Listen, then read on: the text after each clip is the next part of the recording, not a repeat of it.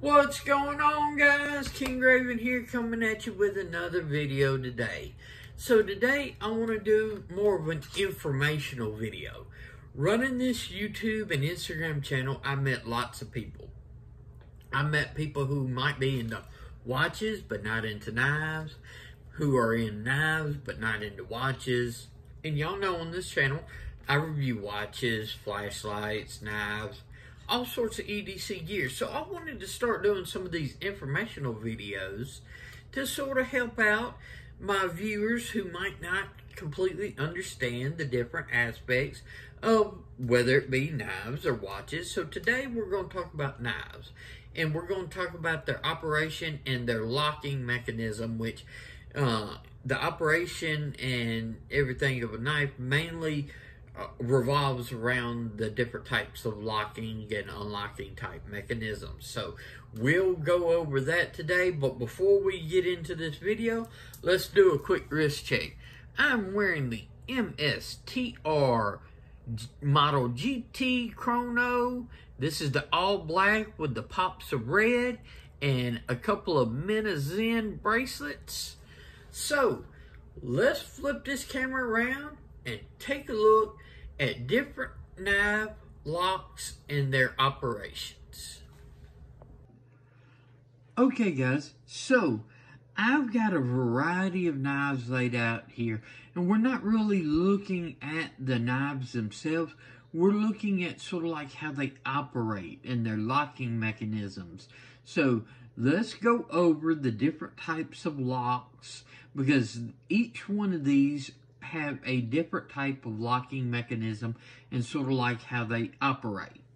Okay, so this first one right here is a Spyderco Native Chief.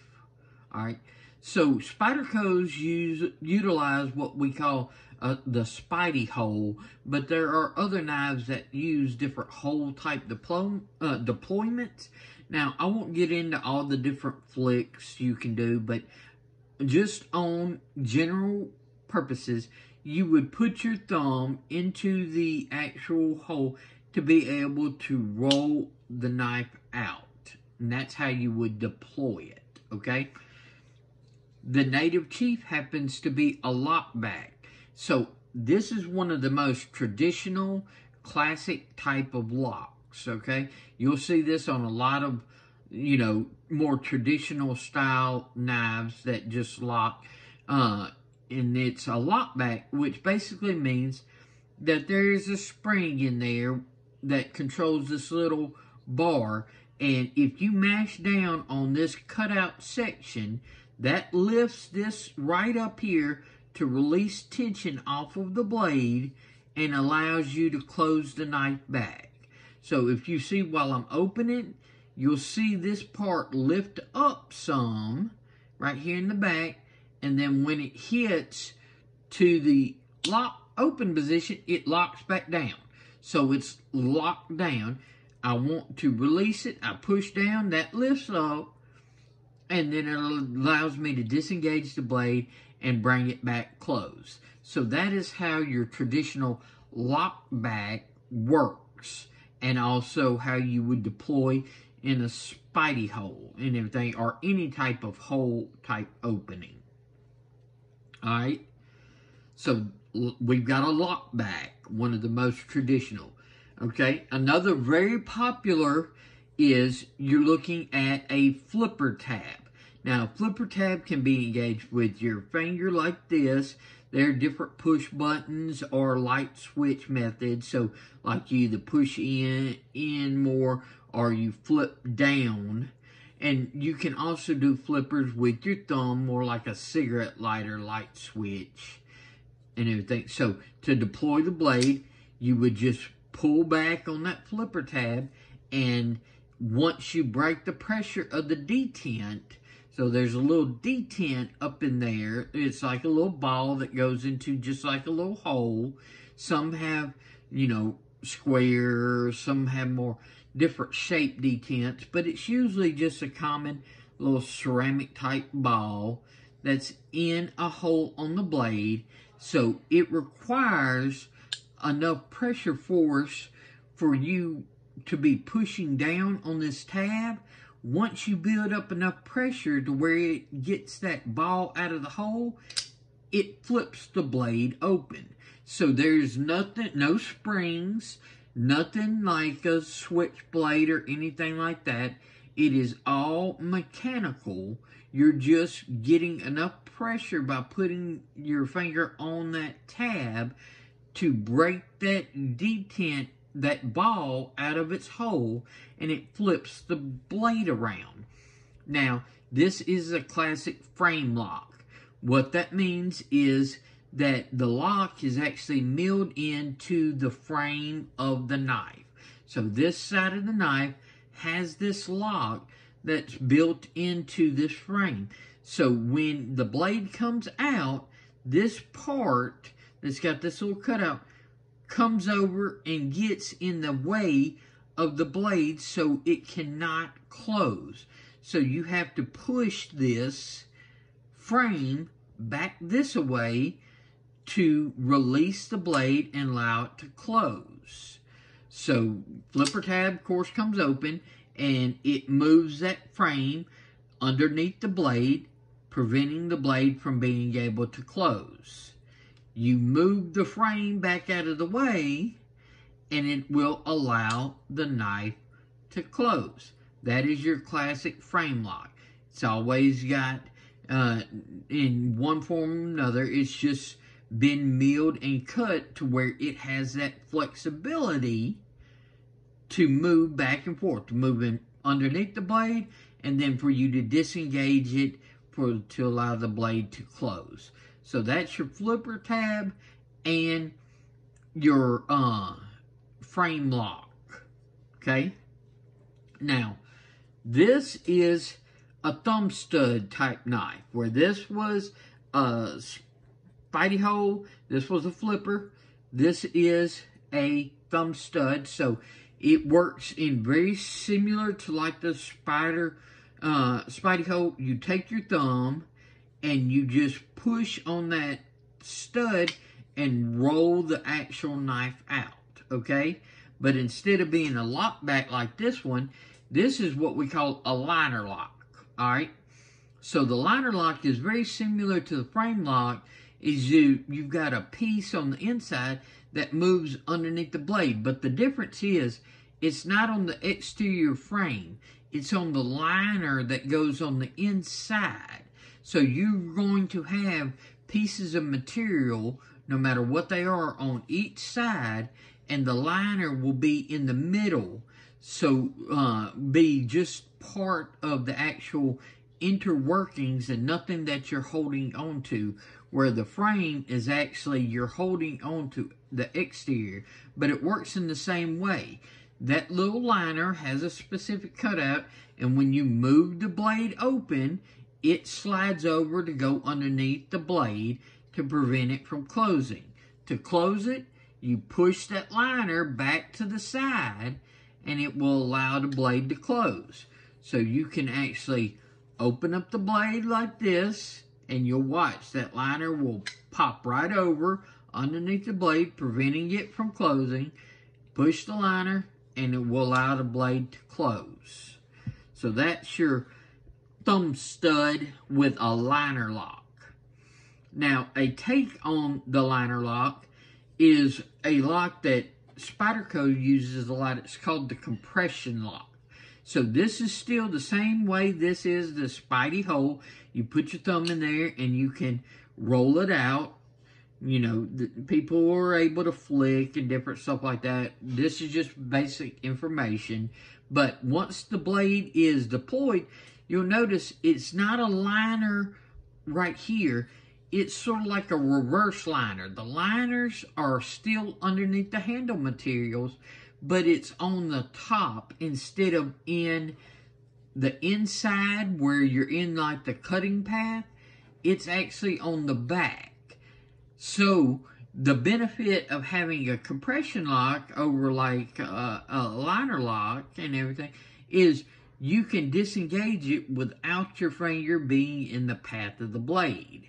So it makes for a little bit more fidgety knife a lot of times because people can fidget back and forth with the compression lock.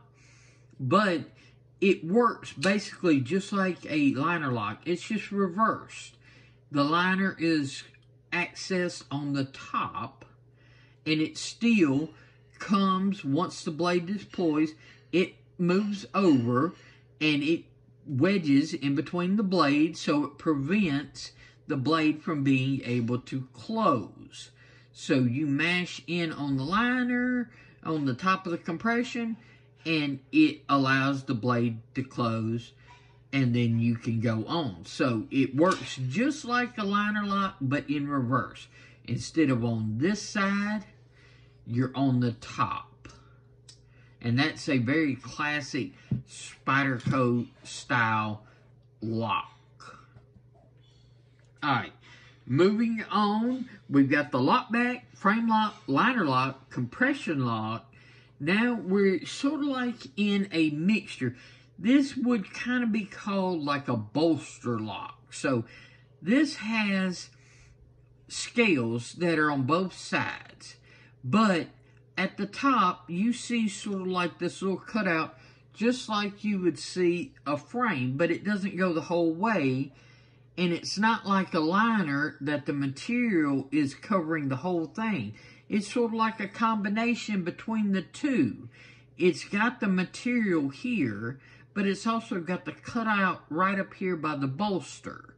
What that allows you to do is you don't have to worry about where your fingers are and everything when you're flipping. You can just hold the knife. You're not going to put any pressure because it's just only exposed up here. You can flip it out. It moves over just like your frame lock and your liner lock do and your compression lock. It moves over to underneath the blade to prevent it from closing. Okay? But when you want to disengage, you push this over to the side and it will allow the lock to disengage. So this is just like your frame lock and your liner lock and compression lock in workings, to where it just moves underneath the blade and then you have to move it back out of the way. It's just a different style because you've got a piece of handle material that goes over and you're only exposed on the top where the bolster is. So this is like a bolster style lock. Alright. Now we're getting into some a little bit more unique locks. This is what they call a sliding bar lock. Different brands have their own names, like Benchmade says Axis Lock. Hogue, which is this, says Able Lock. But it's a sliding bar lock, okay? Same thumb stud deployment. You use the thumb stud to bring it out. But instead, it's got this little bar that's right here that goes across, and you've got the little studs, you would say, on each side, alright, that are attached to this bar, alright. You pull back on this bar and it disengages from the blade. There is a spring that looks like an omega sign, called an omega spring. It's attached to this side and goes this side. It provides tension to keep this bar pressed up. Alright, so when you open the knife, it pushes that bar back this way to allow the knife open. Once it gets into position, then that bar slides and locks into place and locks the blade. Okay, so when you want to disengage it, you grab a hold of these little studs, you pull back, and that moves that bar and allows the blade to be able to close. So it's a sliding bar lock. You're literally sliding a bar that's under spring tension. There's nothing like mechanical to help you assist of slinging it out like a switchblade or anything like that.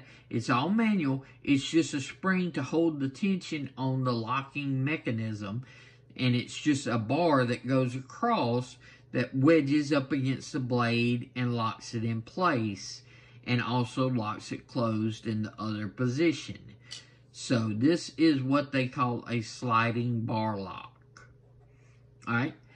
Very similar to like the sliding bar lock is what you would call like a ball lock. Okay, this is the Spyderco ball lock. All right, different companies call it different things, but basically you've got a little ball that's in the middle of this cage. So you've got little studs like on the outside, but instead of being a bar, it's a ball that's in the cage. And instead of being a spring that looks like an omega, it's got a coil spring that's going around a little tail on the cage. So the coil spring is around that tail and pushing this away. And that ball is engaging into a little divot to hold it closed. So when you open it, that ball gets pushed back, which pushes everything back. And then once you get it open, it goes forward by that spring tension. And that spring holds that ball in the little divot that keeps the blade locked open. When you want to close it, you pull back on the little tabs, which brings that ball back and allows the blade to close. So this is a ball lock. Works very similar to like a sliding bar lock, but instead of being a bar with an omega spring, it is a coil spring, and it's got a ball on the inside trapped in between this cage. So that's how that is keeping tension and how a ball lock works. We're moving on to what we would call a button lock. So a button lock, this is still using a flipper tab, but it's got a button right here. Now, when the blade's closed and everything, the button is not basically engaged. It's just popped. You deploy it, and there is the spring underneath the button like this, and the button moves up and down, okay? So the button, when you deploy it, pops up and gets in the way of the blade. The tube basically gets in the way of the blade and keeps it from being able to close, all right?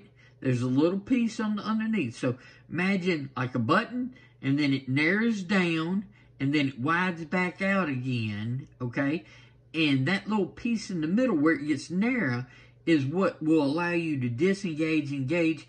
So there's a spring that lives underneath there.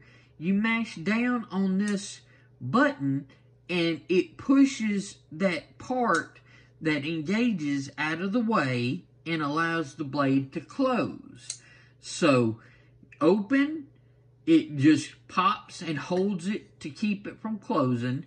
When you mash down on the button, it disengages that and moves that piece that's holding the blade open out of the way and allows it to close. And once it's closed, it pops into that position and holds it from coming open.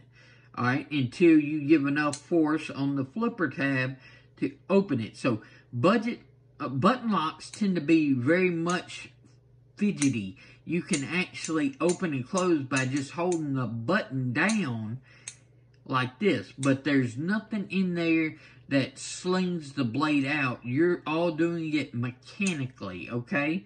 It's your power. It's just this button is got a spring that will get it into the way and hold it open or hold it closed, and you press that button to allow it to disengage. So that's your classic like button lock. Now this is getting into a more unique lock. This is called a shark lock. And you know, I'm going to keep it real rudimentary, but basically there's a spring in there that is keeping tension on this, and this shark fin like that comes up there, all right, is pushing up against to hold the blade closed or hold the blade open. So you can open with the thumb hole or the thumb stud, open it up, but you pull back on this little shark fin and you're compressing that spring and it disengages from the blade, that little divot right there, okay, and allows it to close. So when it's closed, that spring pushes it back up and holds it closed.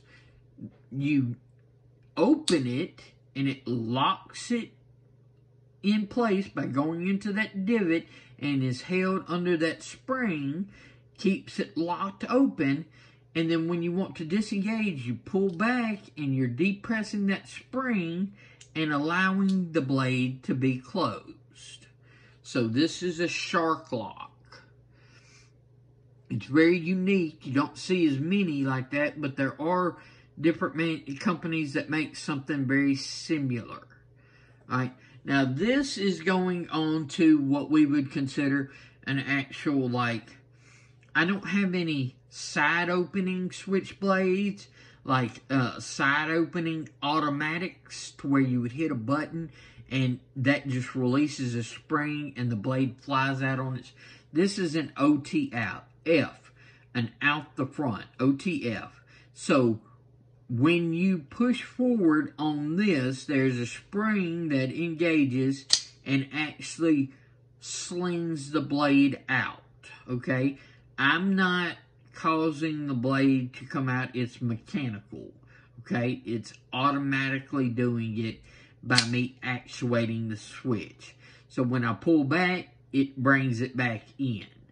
Now, the side opening ones usually have a button. You hit the button, and it releases the spring, and it allows the blade to flip out like this, okay? Where the OTF, it literally comes out the front. So these, if you're in states that don't allow switchblades, they'll be considering OTFs, and also the side opening automatics that you would hit a button and it would open from the side like these traditional knives, but under their own power instead of your power. Those would be considered the switchblades. Okay, so this is a great knife if you're in areas that allow them, because it's very easy one-handed use. So let's flip this camera around and wrap up this video about different knife operations and their locks. Okay guys, so what did you think about my video that just sort of goes over the way to open and also the different locking mechanisms of knives? I know from my knife guys, this is stuff that you already know and everything, and I greatly appreciate you watching and stuff, but this is basically geared to the people who aren't as familiar with knives and just want to learn and get more into the actual knife hobby. So I always encourage people getting into knives, so I want to provide these types of informational type videos where they're not just assuming that we know that they know how to operate knives. So let me know if this was informational to you. Let me know if you enjoyed this, if you're one of my like watch guys or different stuff like that and you're learning from this. I greatly appreciate any feedback, and hopefully y'all like these informational series and I'll do more. Just let me know. Please comment below, like, share, and subscribe. Don't forget to hit the little bell to get notified when I upload different videos. I'm going to put a video that I recommend you watching up on the screen, as well as the little watermark to just click and subscribe. It'll say Shield Arms. Follow me over on Instagram at Shield Arms. Y'all be safe out there. I'm King Raven, and I'll catch you in the next video. Ho, ho, ho! Merry Christmas!